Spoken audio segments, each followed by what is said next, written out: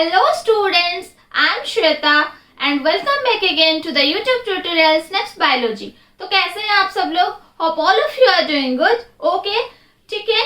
So आज की class में आज हम लोग क्या पढ़ने वाले हैं? That is the difference between cyclic and non-cyclic photophosphorylation. Okay.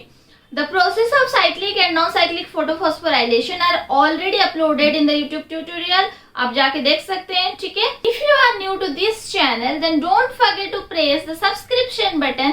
क्योंकि ये जो SNEB'S Biology channel है, this channel gives you a detailed account of all the topics related to your both botany and zoology. That is a totally coverage package of a biology tutorial. So don't forget to press the bell icon so that you will get a first notification about each and every video classes. First लिख लेती हूँ cyclic photophosphorylation,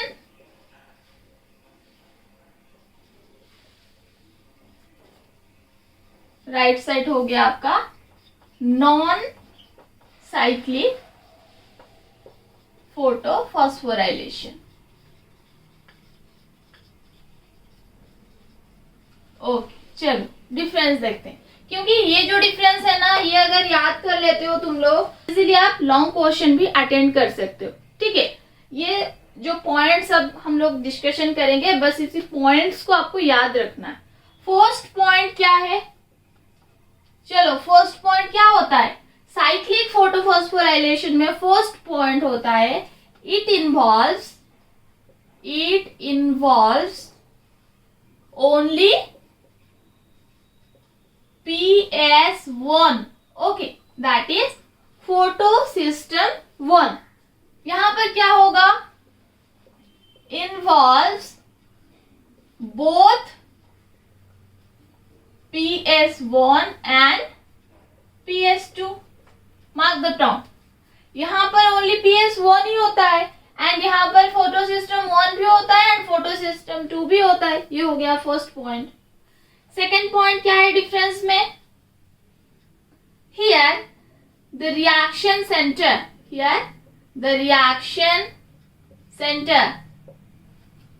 P700। Okay, cyclic में क्या होता है? P700 होता है and यहां पर रिएक्शन सेंटर क्या होगा? Reaction centre P680। ऐसा क्यों? क्योंकि यहाँ पर जो क्लोरोफिल मॉलिक्यूल्स प्रेजेंट रहते हैं रिएक्शन सेंटर में, वो हमेशा मिनिमम वेवलेंथ ऑफ 700 नैनोमीटर को ऑब्जर्व करते हैं एंड यहाँ पर जो क्लोरोफिल प्रेजेंट रहते हैं वो वेवलेंथ ऑफ 680 नैनोमीटर को ऑब्जर्व करते हैं, ठीक है। देन थर्ड पॉइंट क्या है? इलेक्ट्रॉन्स रिलीज्ड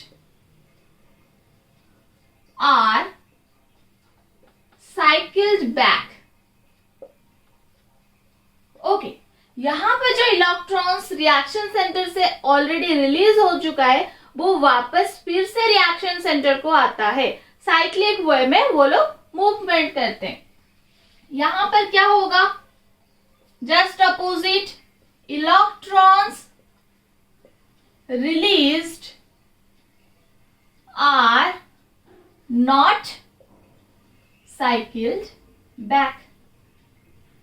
जस्ट इजी है, आप एक को लिख लो ना, देन उसका ऑपोजिट ही सेकेंड वन होगा। ओके, यहां पर इलेक्ट्रॉन्स रिटर्न आते हैं, यहां पर इलेक्ट्रॉन्स रिटर्न नहीं आते, ठीक है। चलो, फिर यहां पर क्या होता है? Point is in cyclic photophosphorylation only ATP is synthesized। यहां पर क्या होगा? In non cyclic photophosphorylation both ATP and NADPS2 are synthesized।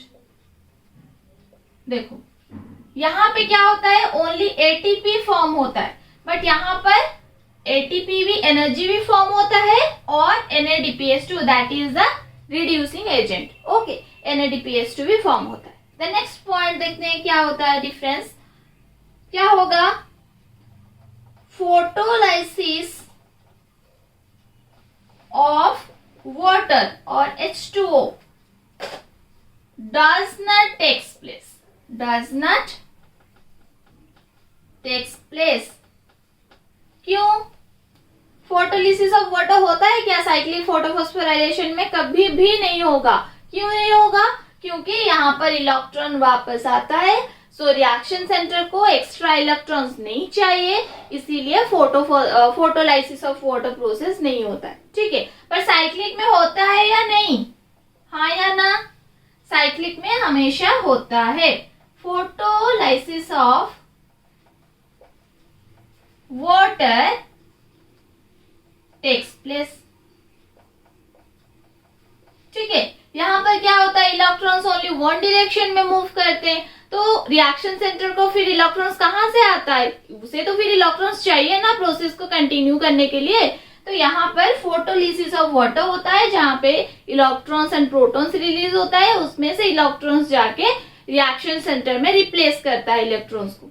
ठीक है, ये पूरा डिटेल्स में आप लोग को वीडियो भी है, जो बच्चे नहीं देखे then go through the video of snaps biology, you will get in details. Okay, चलो ये आपका कितने पॉइंट्स हो गए? 5 points are there.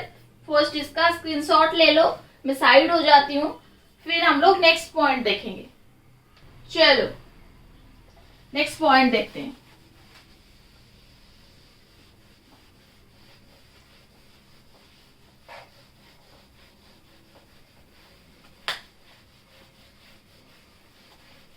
Next point क्या होगा साइक्लिक एंड नॉन साइक्लिक में? फॉस्फोराइलेशन प्रोसेस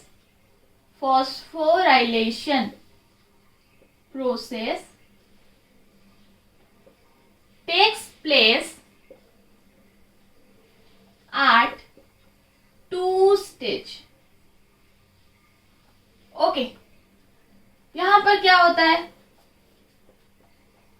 फॉस्फोराइलेशन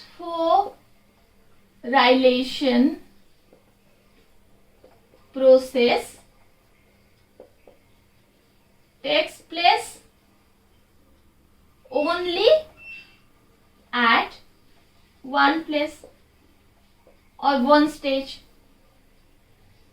ऐसा क्यों? Phosphorylation means what? Phosphorylation means the formation of ATP, adenosine triphosphate. तो याद करो, ATP साइक्लिक फोटोफॉस्फोराइलेशन में कितने जगह पे फॉर्म होते थे? 2 जगह में ही फॉर्म होते थे ना। 2 ATP हम लोग को मिल रहा था ना साइक्लिक फोटोफॉस्फोराइलेशन में। तो अगर 2 ATP हम लोग को मिल रहा है तो फॉस्फोराइलेशन कितनी बार हुआ? 2 बार हुआ। ये बिल्कुल ही सिंपल है। तो फॉस्फोराइलेशन प्रोसेस 2 बार होता है साइक्लिक फोटोफॉस्फोराइलेशन में। चलो अच्छा, यहाँ पे phosphorylation process that is the formation of ATP। यहाँ पे कितना ATP मिलता है हम लोग को नॉन साइक्लिक में?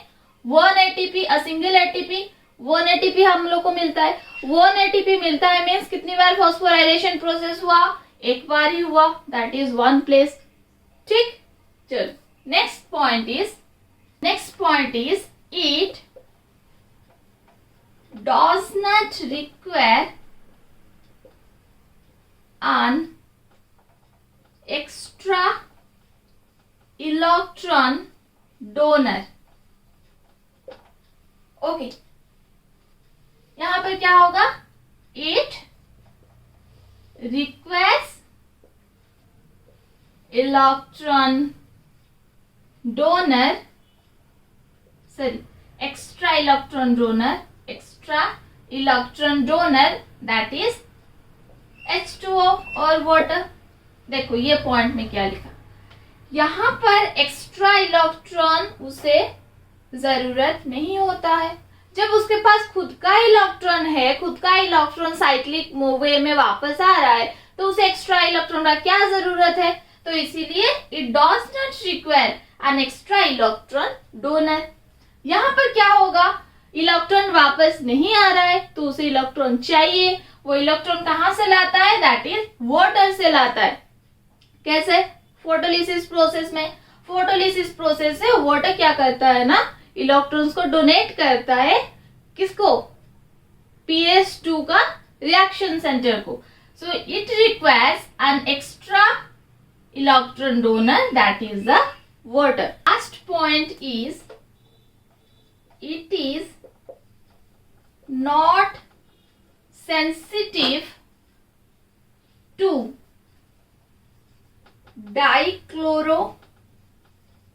dimethyl urea, that is in short form DCMI. Okay, it is not sensitive to the dimethyl urea, but here it is sensitive to just opposite DCMI. It is sensitive to DCMI and inhibit electron flow. इसे कुछ फर्क नहीं पड़ता DCMI से, but इसे फर्क पड़ता है. It is sensitive to dichlorodimethyl urea that inhibits the electron flow in the electron transport system. Okay. So this is all about the 8 points about your difference between the cyclic and non-cyclic photophosphorylation.